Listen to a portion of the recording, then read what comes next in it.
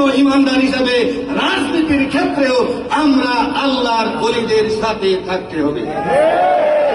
অথচ আমরা বলি যে আমি এখানে সেই প্রথমে একটা কথা শুনেছি, আমার একজন ভাই বললেন যে হুজুর যদি আওলাদে রাসূল হয়ে থাকেন, হুজুর যদি পীর মাশাইখ হয়ে থাকেন, তাইলে হুজুর কেন রাজনীতি করবেন? কোরআনুল কারীমে আল্লাহ তাআলা আমাদের জন্য আল্লাহর দ্বীন প্রতিষ্ঠার আন্দোলন ফরজ করে দিয়েছেন। আল্লাহ কোরআনুল কারীমের মধ্যে বলেন, কুতিবা আলাইকুমুল কিতাল ওয়া হুয়া কুরহুল লাকুম, it is mandatory to struggle in the way of Allah though it is difficult to you. আমার আল্লাহ বলেন, হে আমার বান্দারা, আমি আল্লাহর দ্বীন কায়েমের আন্দোলন জিহাদ তোমাদের উপরে ফরজ করে দিয়েছি, যদিও তা তোমাদের কাছে কষ্টকর মনে হয়। যেই সমস্ত ভাইরা বলে থাকেন যে রাজনীতি করবেন না, রাজনীতি কেন ওলামায়ে কেরাম করবেন, রাজনীতি কেন ইমাম সাহেব করবেন, রাজনীতি কেন মুফতি সাহেব করবেন, রাজনীতি কেন পীর মাশাইখ করবেন, আমি আপনাদের কাছে জানতে চাই, কোন পদ্ধতিতে আপনি বাংলাদেশে আল্লাহর দ্বীন কায়েম করবেন, আল্লাহর কোরআনের হুকুমগুলো প্রতিষ্ঠা করবেন, রসুল পাকের আদর্শ প্রতিষ্ঠা করবেন, যেই কোরআন আল্লাহ তাআলা নবী পাকের প্রতি নাযিল করার সাথে আল্লাহ ঘোষণা দিয়েছেন। আমার নবীকে বলছেন, ইন্না আনজালনা ইলাইকাল কিতাবা বিল হাক্কি লিতাহকুমা বাইনান নাসি বিমা আরাকাল্লাহ। আল্লাহ বলেন, undoubtedly I have sent down to you the holy Quran ও বিল প্রফেট মুহাম্মদ রাসূলুল্লাহ sallallahu alaihi wasallam as a you can serve among the people how I have taught you. আমার আল্লাহ বলেন, হে আমার প্রিয় নবী, আপনার প্রতি আমি কোরআনুল কারীম নাযিল করেছি যাতে করে এই কোরআনুল কারীম দিয়ে মানুষের মাঝে ফয়সালা দেন, যেমন করে আমি আল্লাহ শিক্ষক হয়ে আপনাকে শিক্ষা দিয়েছি। এই কোরআনুল কারীমের ফয়সালা যদি আমাদের ব্যক্তি জীবনে, আমাদের পারিবারিক জীবনে, আমাদের সামাজিক জীবনে, আমাদের রাষ্ট্রীয় জীবনে কায়েম করতে চাই, there is no alternative way without politics। রাজনীতি ছাড়া বাংলাদেশে কোরআনুল কারীম প্রতিষ্ঠা করার, কোরআনুল কারীমের আইনগুলো প্রতিষ্ঠা করার বিকল্প কোন পথ পদ্ধতি নাই।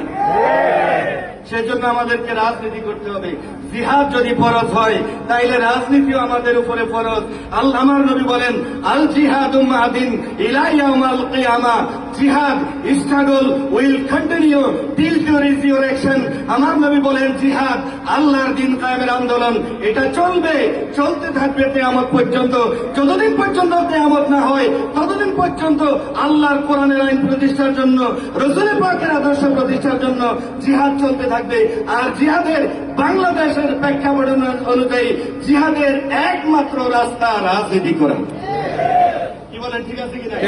এখানে অন্য পদ্ধতিতে রাজনীতি করে, অন্য পদ্ধতিতে দ্বীন প্রতিষ্ঠা করতে পারবেন না। কারণ শত শত বছর ধরে আমাদের দেশে ওয়াজ হচ্ছে, মাহফিল হচ্ছে, জুলুস হচ্ছে, মিলাদ হচ্ছে, কোন পদ্ধতিতে আমাদের দেশে, আমরা এই বাংলাদেশে কোরআন সুন্নাহ ভিত্তিক সমাজ ও রাষ্ট্রের পদক্ষেপকে বিন্দুমাত্র সামনে অগ্রসর হতে দেখি নাই। হওয়া এটা সম্ভব নয়, কারণ বাংলাদেশের মানুষের মাথায় মগজে ঢুকে গেছে রাজনীতি।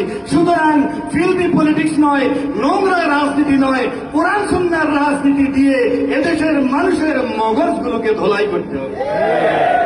যদি তাই হয়, আমাদেরকে অবশ্যই ইসলামিক ফ্রন্ট বাংলাদেশের পতাকা তলে এসে আওলাদে রাসূল আল্লামা সৈয়দ বাহাদুর শাহ মুজাদ্দিদি নেতৃত্বে, আল্লামা জাইনুল আবেদিন জুবায়েরের নেতৃত্বে ইসলামিক ফ্রন্ট বাংলাদেশের পতাকা তলে ঐক্যবদ্ধ হয়ে কোরআন সুন্নাহ ভিত্তিক সমাজ ও রাষ্ট্র প্রতিষ্ঠার জন্য আমাদের প্রত্যেককেই আমরাও করতে হবে, আমাদের ছেলে সন্তানদেরকেও করাইতে হবে। আমরা সকলেই ইসলামিক ফ্রন্ট বাংলাদেশ, ইসলামিক যুব ফ্রন্ট বাংলাদেশ এবং ইসলামিক ছাত্র সেনার এক একজন কর্মী হতে চাই। কি বলে, চাই কিনা? আমি যখন ইসলামী ছাত্র সেনার কেন্দ্রীয় পরিষদের সভাপতি ছিলাম, আপনাদের এই নারায়ণগঞ্জে বহুবার এসেছি। নতুন করে আমাদের মাননীয় চেয়ারম্যান মহোদয় ইসলামিক যুব ফ্রন্ট বাংলাদেশ গঠন করেছেন। সেটার প্রায় 1 বছর যাবৎ আমি আহ্বায়ক ছিলাম, এখন কেন্দ্রীয় পরিষদের সভাপতি। আমি আপনাদের কাছ থেকে সহযোগিতা চাই।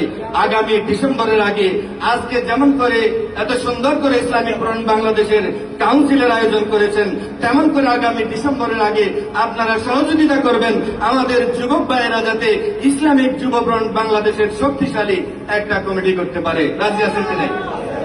সকলের সাথে কাছ থেকে সহযোগিতা কামনা করে আমি আমার সংক্ষিপ্ত বক্তব্য শেষ করলাম। আসসালামু আলাইকুম ওয়া রাহমাতুল্লাহ।